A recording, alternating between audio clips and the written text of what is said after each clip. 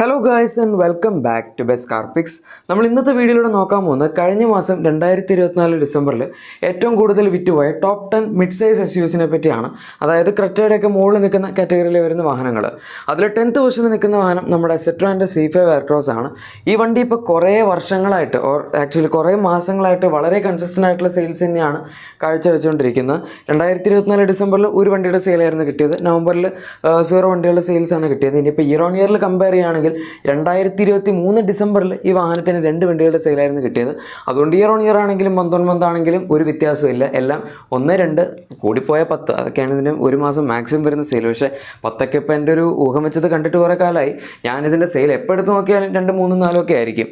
ഇതിപ്പോൾ എന്തിനാണ് ഇവരിങ്ങനെ ഒരു വണ്ടി ഇപ്പോഴും വിൽക്കുന്നത് എന്നുള്ളതാണ് മറ്റൊരു ചോദ്യം. കാരണം ഇതിന് CBO ഇമ്പോർട്ട് ആയിട്ടാണ് അവർ വണ്ടി ഇന്ത്യയിൽ ഇറക്കുന്നത്. കാര്യമൊക്കെ ശരിയാണ്. അവരിപ്പോൾ പഴയ വണ്ടിയൊന്നും അല്ല നമുക്ക് തരുന്നത്. ഇൻ്റർനാഷണലി വന്ന ഫേസ് ലിഫ്റ്റ് വണ്ടി തന്നെയാണ് അവരിപ്പോഴും ഇന്ത്യയിൽ വിറ്റുകൊണ്ടിരിക്കുന്നത്. പക്ഷേ ആൾക്കാർക്ക് വേണ്ട എന്നുള്ളതാണ് പ്രശ്നം. കാരണം ഒന്നാമത്തെ കാര്യം പ്രൈസിങ് ആണ്.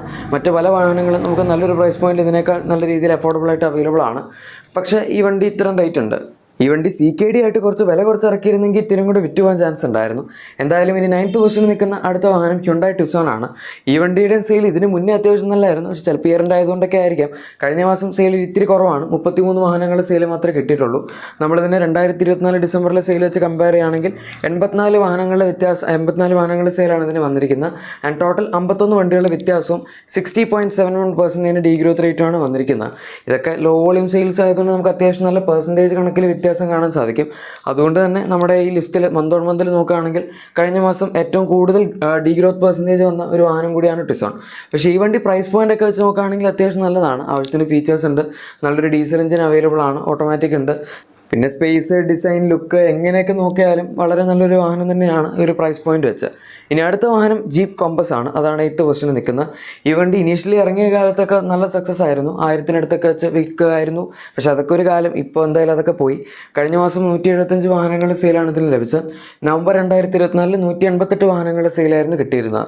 അതായത് 13 വണ്ടികളുടെ വ്യത്യാസവും 6.91% ഡീഗ്രോത്ത് റേറ്റാണ് വന്നിരിക്കുന്നത്. പറഞ്ഞു വരുമ്പം നമ്മുടെ ഈ ലിസ്റ്റിൽ അങ്ങനെ ഭയങ്കര വലിയ ഡീഗ്രോത്ത് എന്ന് പറയാൻ പറ്റില്ല. മൂന്നാമതായി ഏറ്റവും കുറവ് ഡീഗ്രോത്ത് പെർസെൻറ്റേജ് വന്നിരിക്കുന്ന ഒരു വണ്ടിയും കൂടിയാണ് കോമ്പസ്. പക്ഷേ എന്നാൽ ഓവറോൾ നോക്കുന്ന സമയത്ത് 200-ന് താഴെ സെയിൽ വരെ എന്ന് പറഞ്ഞാൽ നമുക്കൊരിക്കലും നല്ലൊരു സെയിലായിട്ട് ഈ വാഹനത്തിൻ്റെ കേസിൽ പറയാൻ പറ്റില്ല. അതുമാത്രമേ ഉള്ളൂ ഒരു പ്രശ്നം. പിന്നെ ഇതിനിപ്പം അവർ ജനറേഷൻ അപ്ഡേറ്റ് കോമ്പസ് ഇന്ത്യയിൽ ചെയ്യില്ല എന്നും കൺഫേം ചെയ്തിട്ടുണ്ട്. ഫേസ് ലിഫ്റ്റുകൾ മാത്രമേ ഉണ്ടാവുള്ളൂ. കാരണം അവർക്ക് വയബിൾ അല്ല എന്നാണ് പറയുന്നത്. ഇനി അടുത്ത നമ്മുടെ 7th പൊസിഷനിൽ നിൽക്കുന്ന വാഹനം ഫോക്സ്വാഗൻ ടിഗ്വാൻ ആണ്. ഈ വാഹനത്തിൻ്റെ ഒരു പുതിയ ജനറേഷൻ അപ്ഡേറ്റ് ഈ വർഷം പെൻഡിങ് ആണ്. പക്ഷെ എന്നിട്ടും സെയിലിങ്ങിന് ഒരുപാട് കുറഞ്ഞിട്ടൊന്നുമില്ല. കഴിഞ്ഞ മാസം 195 വാഹനങ്ങളുടെ സെയിലാണ് ഇതിന് ലഭിച്ചത്. നവംബർ 2024 79 വണ്ടികളുടെ സെയിൽ ഉണ്ടായിരുന്നുള്ളൂ. അതായത് 116 വാഹനങ്ങളുടെ വ്യത്യാസവും 146.84% ഗ്രോത്ത് റേറ്റും ഉണ്ട്. നമ്മുടെ ഈ ലിസ്റ്റിൽ ആകെപ്പാട് 2 വണ്ടികൾക്ക് മന്ത് ഓൺ മന്ത് ബേസിൽ ഗ്രോത്ത് വന്നിട്ടുള്ളൂ. ആൻഡ് അതിലേറ്റവും കൂടുതൽ ഗ്രോത്ത് പെർസെൻറ്റേജ് തീർച്ചയായും ഈ വാഹനത്തിനെയാണ് വന്നിരിക്കുന്നത്. പിന്നെ നമ്മളിപ്പം ഈ ഒരു മാസത്തെ കണക്കിൽ മിക്കവാറും ഒക്കെ ഇയർ ഓൺ ഇയറിൽ കമ്പയർ ചെയ്തിരിക്കേണ്ട ഒരു റീസൺ അതാണ്. മിക്ക വണ്ടികൾക്കും, അതായത് ലിസ്റ്റ് എടുക്കുകയാണെങ്കിൽ 2-3 വാഹനങ്ങൾക്കൊക്കെ മാക്സിമം ഗ്രോത്ത് ഉണ്ടാവുള്ളൂ. അപ്പോൾ പിന്നെ ഇയർ ഓൺ ഇയർ എടുക്കുകയാണെങ്കിൽ ഇത്രയും കൂടി ഒരു വ്യത്യാസം നമുക്ക് കാണാൻ സാധിക്കും. ഇവിടെ ഇപ്പോൾ ഞാൻ ജസ്റ്റ് ഒരു ചേഞ്ചിന് മന്ത് ഓൺ മന്ത് എടുത്തെന്ന് മാത്രം. നമ്മളിപ്പോൾ കുറേ ആയാലും ഇയർ ഓൺ ഇയർ തന്നെ എടുത്തുകൊണ്ടിരിക്കുന്നു. ഇനി അടുത്ത 6th പൊസിഷനിൽ നിൽക്കുന്ന വാഹനം ടാറ്റ ഹാരിയർ ആണ്. ഈ വണ്ടിയും ഇടയ്ക്കൊരു കാലത്ത് അത്യാവശ്യം നല്ല സെയിൽ ഉണ്ടായിരുന്നു എങ്കിലും ഇപ്പോൾ പിന്നെ ഒരു ഇത്തിരി മോശാവസ്ഥയിലാണെന്ന് പറയേണ്ടി വരും. കഴിഞ്ഞ മാസം 1307 വാഹനങ്ങളുടെ സെയിൽ ഇതിന് കിട്ടിയിട്ടുള്ളൂ. നവംബർ 2024 1374 വാഹനങ്ങളുടെ സെയിലാണ് കിട്ടിയിരുന്നത്. അതായത് അവിടെയും 67 വണ്ടികളുടെ വ്യത്യാസവും 4.88% ഡീഗ്രോത്ത് റേറ്റും ഉണ്ട്. ഈ ലിസ്റ്റിലെ രണ്ടാമതായി ഏറ്റവും കുറവ് ഡീഗ്രോത്ത് പെർസെൻറ്റേജ് വന്നിരിക്കുന്ന വാഹനം ഹാരിയർ ആണ്. ബട്ട് സ്റ്റിൽ ഡീഗ്രോത്ത് പെർസെൻറ്റേജ് ഉണ്ട്. ആൻഡ് സഫാരിക്ക് ഈ വാഹനത്തേക്കാൾ കൂടുതൽ സെയിലും ഇപ്പോൾ കിട്ടുന്നുണ്ട്. ഹാരിയറിൻ്റെ സെയിൽ അങ്ങനെ നമ്മൾ കമ്പയർ ചെയ്യുമ്പം കുറച്ചധികം മോശമാണ് എന്ന് പറയേണ്ടി വരും. 2000-ടുത്തൊക്കെ സെയിൽ കിട്ടുമായിരുന്നെങ്കിൽ അവർക്ക് കുറച്ചും കൂടെ പിടിച്ചു നിൽക്കാൻ പറ്റിയാണ്. പക്ഷേ ഇതിപ്പോൾ 1000-ൻ്റെ അടുത്തോട്ടേക്ക് താഴ്ന്നു വന്നുകൊണ്ടിരിക്കുകയാണ്. ആൻഡ് അതത്ര നല്ലൊരു സൈനല്ല. മഹീന്ദ്രയുടെ വണ്ടികളാണ് ഈ ഒരു പ്രൈസ് പോയിന്റിൽ കൂടുതലും വിറ്റുകൊണ്ടിരിക്കുന്നത് നന്നായിട്ട്. ഇനിയിപ്പോൾ അടുത്ത നമ്മുടെ 5th പൊസിഷനിൽ നിൽക്കുന്ന വാഹനം ഹ്യുണ്ടായുടെ എൽക്കസാർ ആണ്. ഈ വാഹനത്തിൻ്റെ ഫേസ് ലിഫ്റ്റ് വന്നതിൽ പിന്നെ ശരിക്കും സെയിൽ കൂടുകയായിരുന്നു വേണ്ടത്. അത് കൂടുകയും ചെയ്തിട്ടുണ്ടായിരുന്നു. പക്ഷേ കഴിഞ്ഞ മാസം സെയിൽ ഒരു ഇത്തിരി കുറഞ്ഞു പോയി.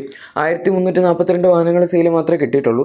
നവംബർ 2024 ജസ്റ്റ് മന്ത് ഓൺ മന്തിൽ കമ്പയർ ചെയ്താൽ തന്നെ 2134 വാഹനങ്ങളുടെ സെയിൽ ലഭിച്ചിട്ടുണ്ടായിരുന്നു. ആൻഡ് 792 വാഹനങ്ങളുടെ വ്യത്യാസവും 37.11% ഡീഗ്രോത്ത് റേറ്റും വന്നിട്ടുണ്ട്. നമ്മുടെ ഈ ലിസ്റ്റിൽ രണ്ടാമതായി ഏറ്റവും കൂടുതൽ ഡീഗ്രോത്ത് പെർസെൻറ്റേജ് വന്നിരിക്കുന്ന വാഹനം എൽക്കസാർ തയ്യാറാണ്. ആൻഡ് അതിന് പുറമെ ഇത് മറ്റതുപോലെ വളരെ ലോ വോളിയം സെയിൽസ് അല്ല, അതായത് 30-40 അങ്ങനത്തെ വണ്ടികളുടെ ഡിഫറൻസ് അല്ല വന്നിരിക്കുന്നത്. ഒരു സ്ട്രോങ് ആയിട്ടുള്ള 800 വണ്ടികളെടുത്ത് ഡിഫറൻസ് ഉണ്ട്. ആൻഡ് അതിൽ ഇത്രയും ഡീഗ്രോത്ത് പെർസെൻറ്റേജ് വരിക എന്ന് പറഞ്ഞാൽ കുറച്ചധികം മോശമാണ് എന്ന് തന്നെ പറയേണ്ടി വരും. ഈ വണ്ടി ഇപ്പോൾ അത്യാവശ്യം നല്ലൊരു വെൽ പാക്കേജ്ഡ് ആയിട്ടുള്ള വാഹനമാണ്. ആകപ്പാട് ഡീസൽ എഞ്ചിൻ ഇത്തിരി അണ്ടർ പവർഡ് ആണെന്ന് മാത്രമേ ഉള്ളൂ. ഇനി അടുത്തായി 4th പൊസിഷനിൽ നിൽക്കുന്ന വാഹനം MGയുടെ ഹെക്ടർ പ്ലസ്, രണ്ടിൻ്റെയും കമ്പൈൻഡ് സെയിൽസ് ആണ്. ഇതിൻ്റെ സെയിൽ കുറച്ചൊക്കെ കൂടിയിട്ടുണ്ടെന്ന് പറയുന്നത് നല്ലതായിരിക്കും. കാരണം കഴിഞ്ഞ മാസം 1373 വാഹനങ്ങളുടെ സെയിലാണ് ഇതിന് ലഭിച്ചിരിക്കുന്നത്. നവംബർ മാസത്തിൽ 1206 വാഹനങ്ങളുടെ സെയിൽ കിട്ടിയിട്ടുണ്ടായിരുന്നുള്ളൂ.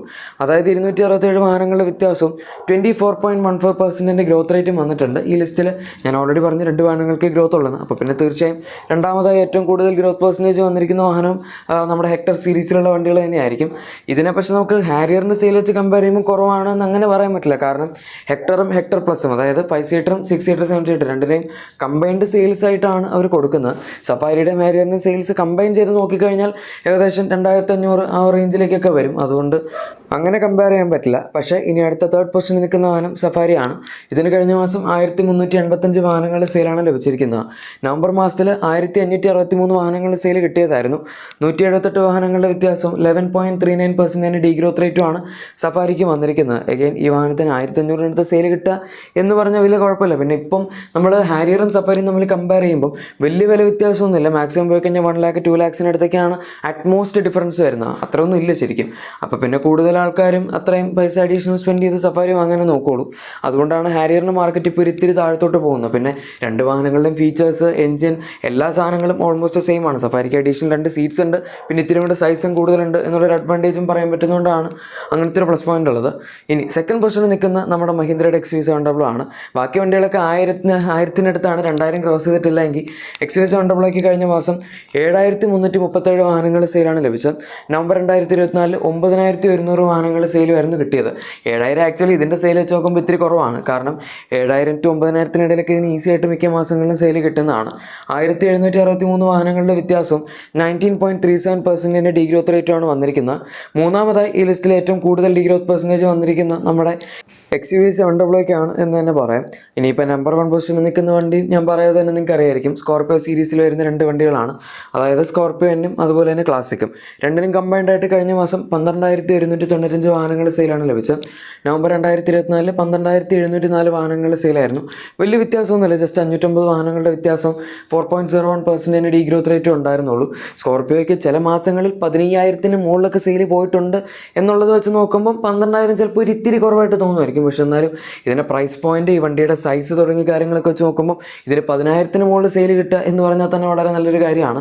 ഏകദേശം ചില അത്യാവശ്യം നല്ല സെയിലുള്ള സപ്പോമീറ്റർ വണ്ടികൾക്ക് പോലും 10000-ന് മുകളിൽ പോകാൻ പറ്റാറില്ല. ഇപ്പോൾ വെന്യൂ ഒക്കെ ഏകദേശം 10000-നടുത്താണ് ഹ്യുണ്ടായി വെക്കുന്നത്. അപ്പോഴാണ് മഹീന്ദ്ര 15000 അല്ലെങ്കിൽ 12000 റേഞ്ചിൽ ഇപ്പം സ്കോർപിയോ XUV700 ഒക്കെ വിറ്റുകൊണ്ടിരിക്കുന്നത്.